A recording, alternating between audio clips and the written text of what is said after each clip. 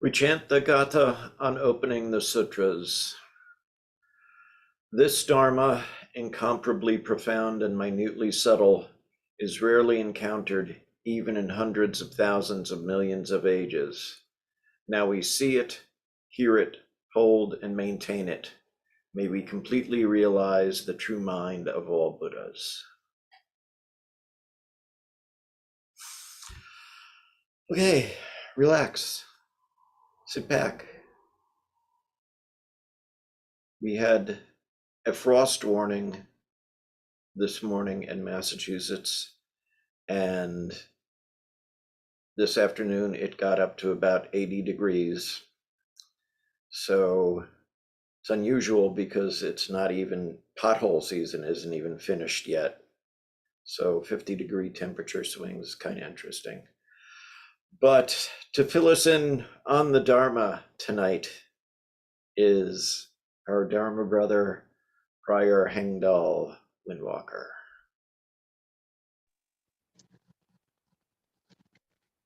Good evening, friends.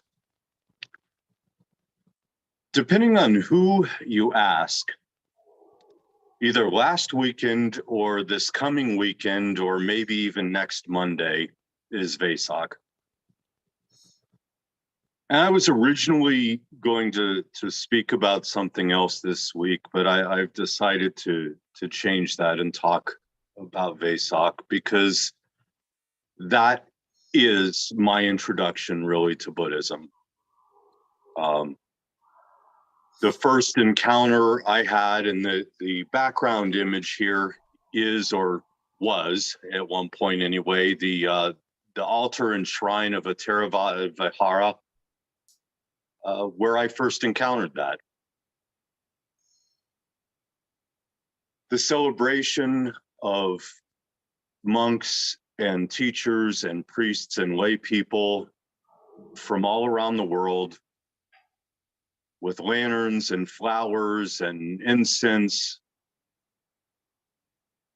to share and talk about the Buddha, his birth, enlightenment, and nirvana. And the impressions that left on me were pretty profound. And they're things that I still think about from the experience of what that was. And you know, there were the people handing out the little cups of curried vegetables, and conveniently right next to them were other people handing out little cups of fruit and ice cream, which I quickly realized was to help you recover from the curried vegetables. And there was this giant, impressive kettle of tea boiling with entire cinnamon sticks and vanilla beans in it. But one of the things that struck me in the midst of all that is everyone was smiling. Everyone in the different robes or just the layperson's white. Different languages, different countries. The common denominator was the smile, the bow, the welcoming. And so, of course, because it was this celebration, we heard all the stories about the Buddha. We sat and listened to the histories. We sat and listened to the Dhammacakka Satipatthana, to the Parinibbana Sutra. The beginning of Buddha's teaching to the end of Buddha's teaching. The middle path, the Eightfold Path, the Four Noble Truths, interdependence. And in a 50-year period, many of these were repeated in his last days. And yet everybody smiles, and these are serious matters. As we always say, these are the fundamental matters, the fundamental point, the supreme issue, birth and death, and what happens before and during and after. It's not avoidance, certainly not, because we're told to meditate on death, on corpses, perhaps our own. and on all the nasty things within us. And it's certainly not eternalism. There's no promise that we're going to achieve something or other and flowers will rain upon us for all eternity as we remain unchanged. And it's not hippie navel gazing, and it's not sitting on a log sobbing because all of life is suffering. And it's not going out and partying because all of life is suffering, so you may as well have a good time, live fast, die young, leave a good looking corpse. It's none of these things. It's serious. And yet we speak of the most serious matters and we smile. And if you've never sat in meditation and had something come up out of the wells and the depth of who you are as a person that didn't shake you to your core or make you sob or make you embarrassed or ashamed, I'll challenge that you've probably never sat. But we keep smiling. We keep laughing and joking. So how can we look at all of this? How can we look at all these concepts and all these difficult emotions and all these teachings and just keep smiling? Because what we're taught, part of the path, part of the Bhujanga, the insight factors, again, from the Theravada teaching, one of them is joy. In the midst of all of this, in the face of all of it, we express our joy. We express our humanity. We express our Buddha nature. We express our compassion for ourselves and each other. We express joy at that flower that's here blooming right now that I'm not twirling in my hand. And so we smile. And we just keep smiling. Just like Buddha and Hotai and Thay and maybe even Mona Lisa, we sit down and we stare directly into the face of ourselves and our lives and the world in which we walk, and all of the troubles and all the sufferings and the causes and the conditions, and looking for the cessations of these causes and conditions. And we keep smiling. And in the final words that the Buddha offered, after instructing his followers, after living through his last days, after exhorting them, even when he was gone, not to feel that they had no teacher because they had his teachings, his final words, his final teachings should sound really familiar because Dogen carried them on, and we carry them on today now at the end of our service every week. Very, very similar. Now then, monks, I exhort you, all fabrications are subject to decay. Bring about completion by being heedful. That was his final advice. Keep working. Things change, things decay. Keep working. And so we sit and we adopt our posture and we listen to the Dhamma and we share in the Sangha and we face all this and we smile.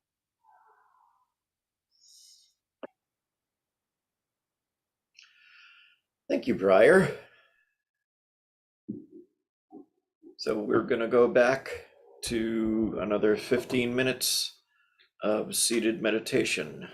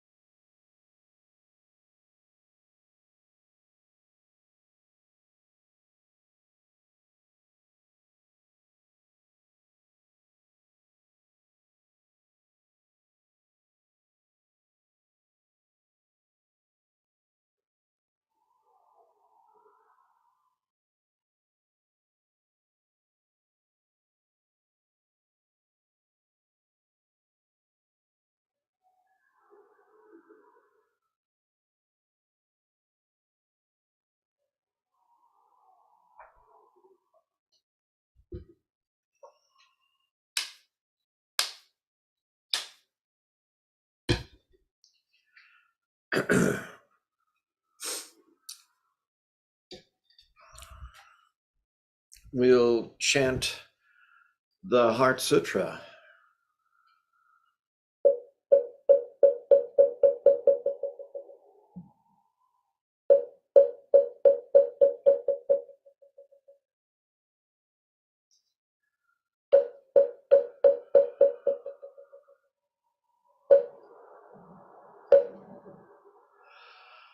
Mahaprajna Paramita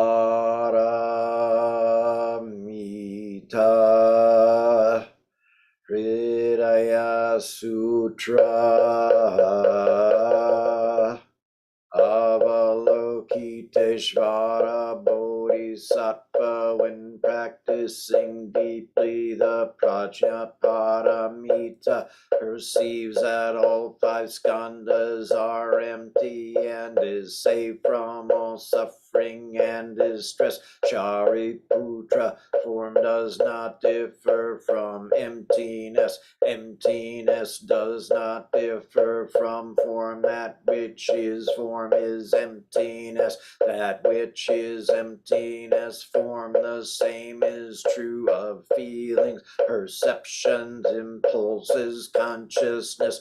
Shariputra, all dharmas are marked with emptiness. They do not appear or disappear, are not tainted or pure, do not increase or decrease. Therefore in emptiness, no form, no feelings, perceptions, impulses, consciousness, no eyes, no ears, no nose, no tongue, no body, no mind, no color, no sound, no smell, no taste, no touch, no object of mind, no realm of eyes, and so forth, until no realm of mind consciousness, no ignorance, and also no extinction of it, and so forth, until no old age and death, and also no extinction of them, no suffering, no origination, no stopping, no path, no cognition,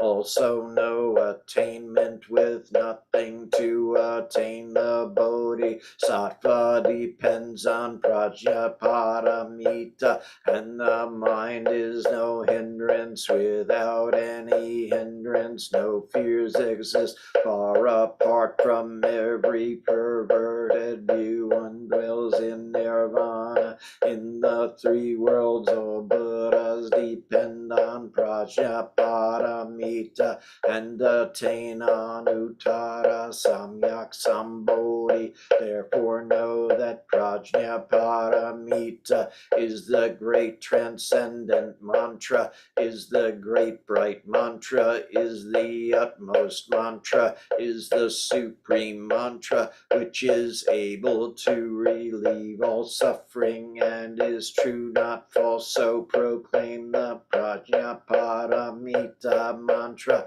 Proclaim the mantra which says gate gate para gate parasam gate bodhi swaha gate gate para gate parasam gate bodhi swaha gate gate para gate parasam gate bodhi swaha.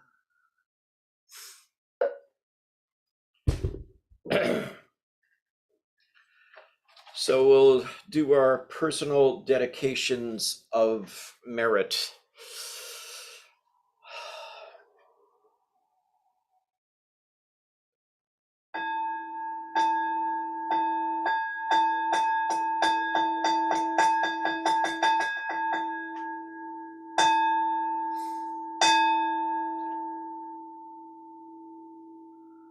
All sentient beings are one seamless body and pass quickly from birth to death. We remember those who cared for us and are gone, those who are ill, those who are at war, who are hungry, and who that are in pain. May they heal and have peace. We especially dedicate our service to Mike Gingy Wood, Joanne Sheridan, Brianna Bailey Sheridan, Maureen, Barry, Mrs. Guy, Perry Gartland. Does anyone else have anyone to add in? Brother Kevin and his family. Anyone else? Heather.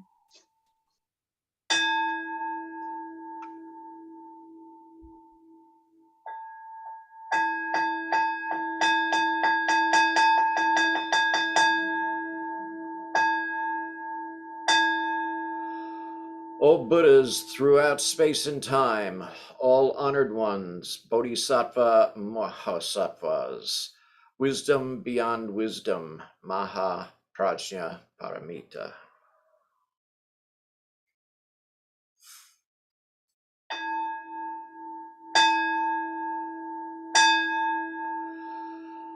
Life and death are of supreme importance. Time passes swiftly by and opportunities to awaken are easily lost. Strive to realize your true nature and do not squander your time by night or day.